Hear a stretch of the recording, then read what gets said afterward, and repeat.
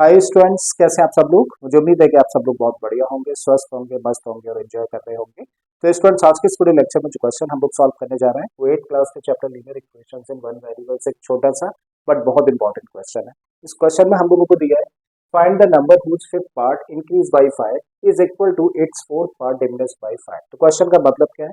Question हम लोगों से कह रहा है कि भाई वो नंबर फाइंड करो जिसके कि फिफ्थ पार्ट को अगर हम लोग 5 इंक्रीज कर दें तो हमें वही रिजल्ट मिलता है जो उसी नंबर के फोर्थ पार्ट में से 5 माइनस करने का मिलता है। तो डिमिनिश का मतलब यहाँ पे क्या है?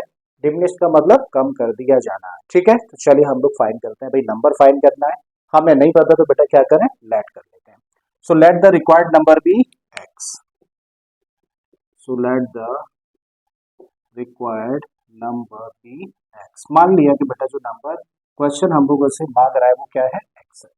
अब क्वेश्चन की कंडीशन पर हम लोग आते हैं, तो अकॉर्डिंग टू क्वेश्चन लिख देते हैं यहाँ पर। क्वेश्चन कह रहा है कि भाई नंबर का जो फिफ्थ पार्ट है, अच्छा नंबर के फिफ्थ पार्ट का मतलब क्या है? नंबर के फिफ्थ पार्ट का मतलब है कि 5 से डिवाइड कर दें या फिर 1/5 से कहे मल्टीप्लाई कर दें। ठीक है, तो नंबर यानी कि x का फिफ्थ पार्ट क्या होगा बेटा, इसको लिख सकते हैं कुछ इस तरीके से। तो ये है फिफ्थ पार्ट किसका, मेरे नंबर का। वहीं दूसरी तरफ बेटा बोला गया है फोर्थ पार्ट। तो फोर्थ पार्ट का मतलब क्या है कि इसको 4 से डिवाइड करें या फिर कहना है कि 1/4 से मल्टीप्लाई कर दें। तो इस नंबर का बेटा फोर्थ पार्ट क्या होगा, ये होगा 1/4x। आई थिंक दो वर्ड क्लियर है, फिफ्थ पार्ट और फोर्थ पार्ट। ठीक है, अब बेटा आ जाते हैं वापस एक बार क्वेश्चन की लैंग्वेज पर। So find the number whose fifth part increased by 5। इसका मतलब क्या है कि भैया फिफ्थ पार्ट को इंक्रीज किया जाता है कितने यूनिट्स, 5 यूनिट्स। यानी कि इंक्रीज करने का मतलब क्या है, प्लस किया जाता है। ठीक है, तो अकॉर्डिंग टू क्वेश्चन हम लोग कह सकते हैं कि 1/5x यानी कि फिफ्थ पार्ट को बढ़ाया जाता है कितने यूनिट्स, 5 यूनिट्स। तो ये इक्वल होता है किसके इक्वल, जब इसके फोर्थ पार्ट को बेटा डिमिनिश्ड का मतलब कम किया जाता है कितना, 5। यानी कि कम किया जाता है का मतलब क्या हुआ, माइनस किया जाता है। तो भाई फोर्थ पार्ट तो ये है, इसमें से माइनस किया जाता है क्या, 5।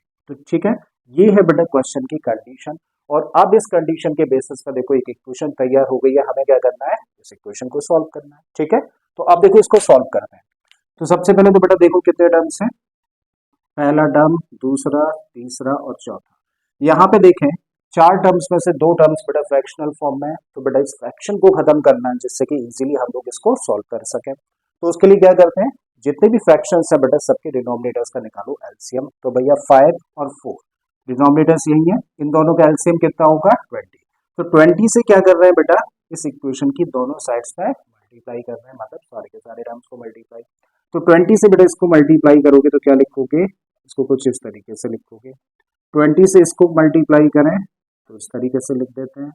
20 से जब इस टर्म को मल्टीप्लाई करेंगे तो इस तरीके से रिप्रेजेंट किया जा सकता है। और लास्ट टर्म को जब 20 से मल्टीप्लाई करें तो कुछ इस तरीके से लिख सकते हैं। ठीक है, तो 20 से हम लोगों ने बेटा क्या किया, इस इक्वेशन की दोनों साइड्स को मल्टीप्लाई कर दिया।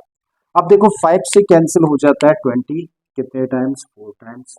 यहाँ देखें 4 से कैंसिल हुआ कितने टाइम्स, 5 टाइम्स। ठीक है जी, अब 4 और 1 का मल्टीप्लाई करेंगे तो कितना होगा, 4 और साथ में क्या है, x। तो यहाँ से मिला बेटा 4x, प्लस का साइन रखो।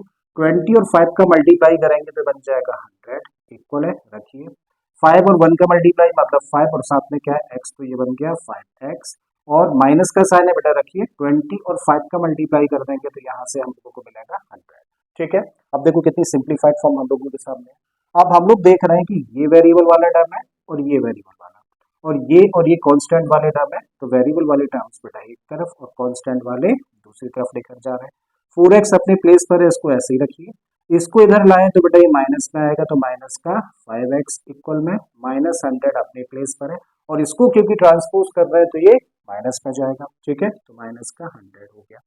अब 4x माइनस 5x, बेटा ये पॉजिटिव है और ये नेगेटिव है। जब भी कभी अपोजिट साइन के नंबर्स होते हैं तो हम लोग क्या देखते हैं, दोनों में से बड़ा कौन, और जो बड़ा होता है बेटा उसका साइन, और बड़े में से छोटे को माइनस। तो ये बड़ा है, इसके साथ साइन क्या है, माइनस का। तो क्या करोगे, माइनस का साइन लगाओगे। और बड़े यानी कि 5x में से 4x को माइनस कर देंगे तो क्या मिलेगा हम लोगों को, x। And this equal to -100 और -100 दो नेगेटिव नंबर है जो कि आपस में ऐड हो रहे हैं। तो जब दो नेगेटिव नंबर्स आपस में ऐड होते हैं तो बेटा साइन माइनस का रहता है और दोनों आपस में प्लस हो जाते हैं। तो मतलब ये बन गया 200। ठीक है जी, माइनस से माइनस कैंसिल हो गया, या फिर कह दीजिए कि दोनों साइड्स को हम लोग -1 से मल्टीप्लाई कर रहे हैं। तो इस तरीके से x की वैल्यू क्या आ गई, x की वैल्यू आ गई 200। इसका मतलब बेटा वो रिक्वायर्ड नंबर